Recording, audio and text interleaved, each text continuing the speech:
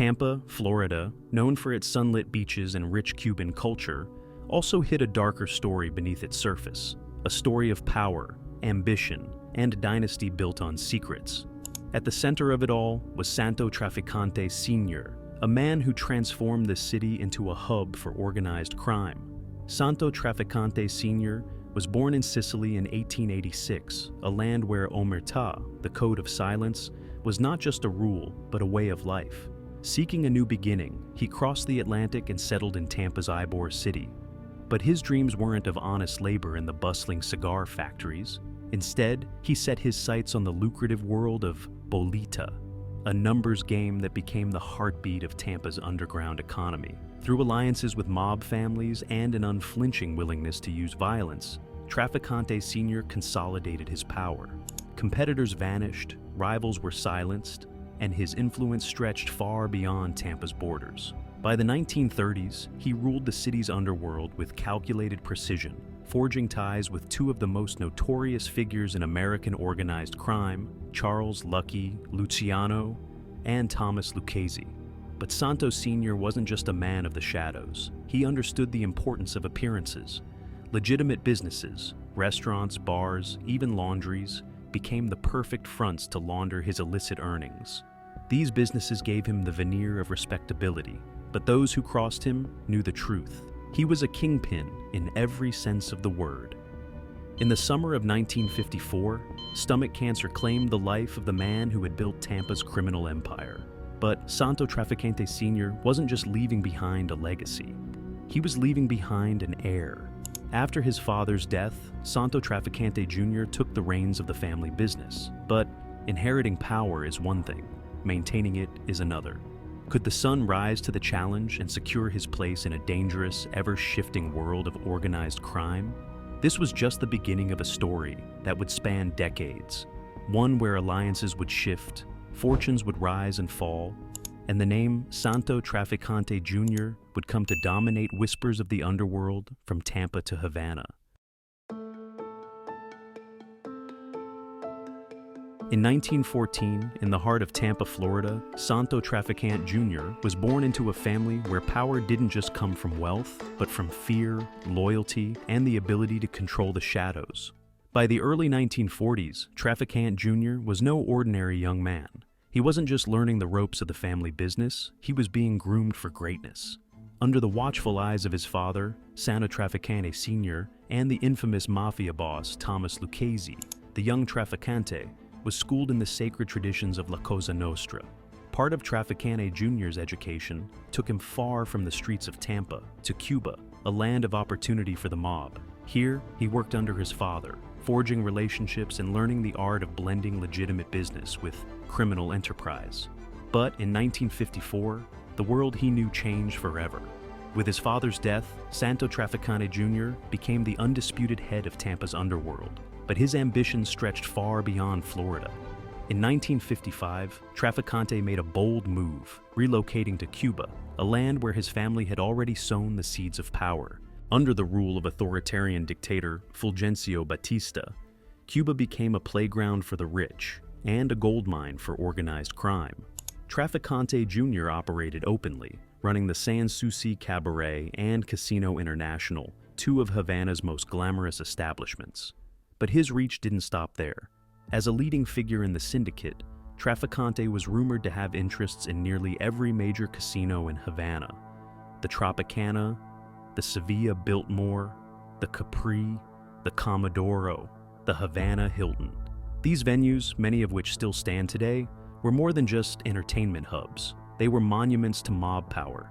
But Trafficante's world was not without danger. In November 1957, he was arrested at the infamous Appalachian meeting in New York, a gathering of over 60 mobsters to discuss their empire's future. Among the topics of discussion, Cuba, the crown jewel of La Cosa Nostra's gambling and narcotics operations.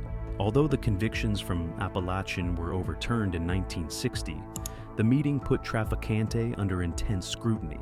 Cuban authorities began investigating his activities, including his connections to the international narcotics trade. A Cuban police report dated January 23, 1958, detail long-distance calls made from Trafficante's Sans Souci during the months leading up to the Appalachian meeting. Then, in 1959, Fidel Castro's revolution toppled Batista's regime.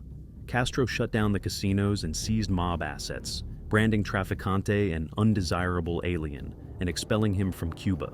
For Trafficante, it was a devastating blow. Or was it the start of something far more dangerous? After his exile, Trafficante found new alliances, not with other mobsters, but with U.S. intelligence operatives. The CIA, eager to eliminate Castro, recruited mafioso to help in their plans. Among them was Santo Trafficante Jr. According to declassified CIA documents, Trafficante was approached in an elaborate plot to assassinate Castro using poison. Though Trafficante denied these allegations, the evidence paints a different picture. In one such operation, ex-FBI agent Robert Mayhew approached Johnny Roselli on behalf of the CIA, offering $150,000 for Castro's life. Roselli introduced Mayhew to two key players, Sam Gold, better known as Sam Giancana, and Joe, none other than Santo Trafficante Jr. The CIA and the mafia shared a common enemy in Castro, whose revolution had shattered their grip on Cuba's lucrative gambling industry. But, as history would show, even the most dangerous alliances can unravel, and the story of Santo Trafficante Jr. was far from over. Trafficante Jr. would also become entangled in one of the most notorious conspiracies in American history. On September 1962, Jose Aleman, a Cuban exile and FBI informant, sat across from Santo Trafficante Jr. in a meeting that would haunt him for the rest of his life. Aleman was a businessman struggling to keep his modest motel afloat, but Trafficante had a vision, one that gleamed with opportunity and danger. He offered Aleman a $1.5 million loan to transform his property into a towering glass wonder. It seemed like a golden ticket, but the conversation took a dark turn. Trafficante was in a foul mood. He ranted about the Kennedys, their honesty, their relentless attacks on Jimmy Hoffa, and the mob's operations. When Aleman remarked that President John F. Kennedy would likely be re-elected, Trafficante's response was chilling. "No, Jose, he's going to be hit." Aleman reported the comment to the FBI, but the warning was brushed aside as gangland bravado. It wasn't until years later, after Kennedy's assassination, that those words would take on a sinister new meaning. Fast forward to 1978, nearly 15 years after that fateful day in Dallas. The United States House Select Committee on Assassinations was deep into its investigation, searching for connections between Kennedy's assassin, Lee Harvey Oswald, and anti-Castro Cubans. Santo Trafficante Jr., now an aging but still powerful figure, was called to testify. The committee wanted answers. Under oath, Trafficante denied ever saying that Kennedy was going to be hit.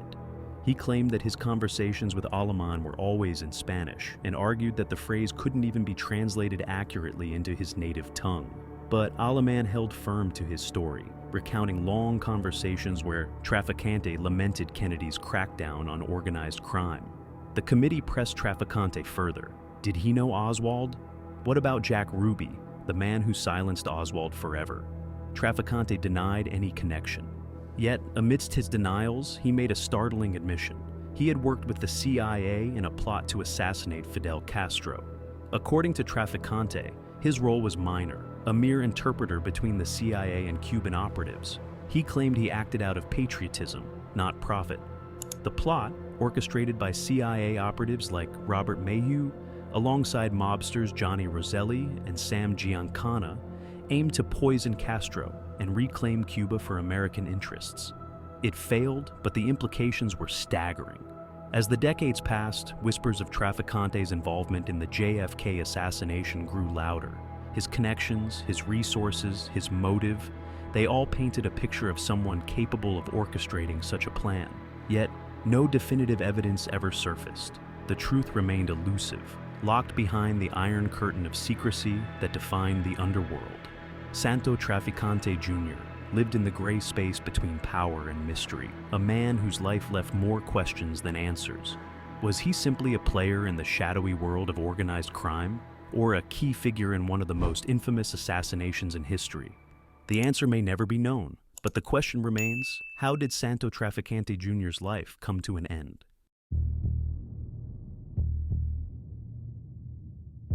The year was 1986, and Santo Trafficante Jr., once the feared kingpin of Tampa's underworld, found himself under the harsh glare of a courtroom spotlight.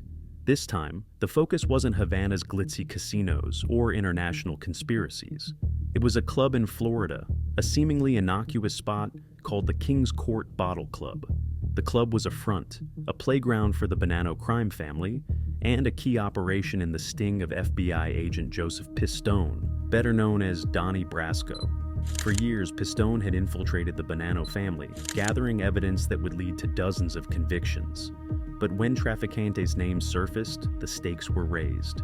Despite intense questioning, Trafficante slipped through the net once again. His name and reputation loomed large, but as always, the evidence wasn't enough to pin him down. It was a pattern that defined his life: powerful, connected, untouchable. Just a year later, on March 17, 1987, Santo Trafficante Jr.'s story came to an end. He died at the Texas Heart Institute in Houston, where he had undergone heart surgery. He was 72 years old, leaving behind his wife, Josephine, and 2 daughters. From the neon lights of Havana to the shadowy corridors of power, Santo Trafficante Jr. left behind a legacy of crime, conspiracy, and unanswered questions. His name may have passed into history, but the echoes of his actions continue to fascinate, reminding us of the thin line between legend and reality. If you enjoyed this video, make sure to subscribe to the channel and leave a comment below on what you would like to see next.